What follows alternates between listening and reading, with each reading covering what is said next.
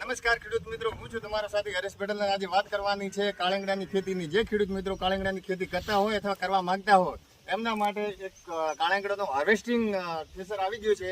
સૌથી ખેડૂતોને ચિંતાનો વિષય હતો એ કાળંગડા ભાગવા માટેનો હતો. એટલા માટે આ બહુ સરસ મશીન આવ્યું છે. એમાં 90% મજૂરી કમ થઈ ગઈ છે. અમારા ગામના નાના સરપંચ શ્રી યુવા પ્રકાશભાઈ અને સાથે શેરસિંહ બાપુ હાજર છે. એમને શું કહેવું પ્રકાશભાઈ, તમારું આ જોઈને બધું? ખૂબ સરસ રીતે ચોખ્ખું કળાઈ અલગ થાય છે. વ્યવસ્થિત રીતે આ મશીન દરેક ખેડૂત ઉપયોગ કરે એમાં સફળતા મળી શકે. બાપુ તમારે?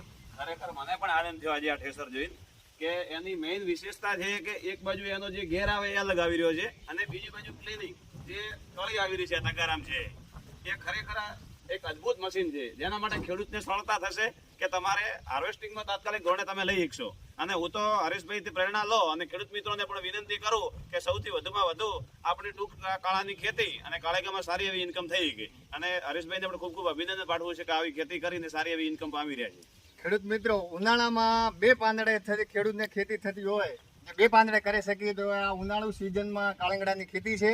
એટલે સૌથી વધારે ખેતી તમે આજમાવો. અત્યારે માર્કેટ ભાવ 200 રૂપિયા પર કેજી આજુબાજુ હોય છે.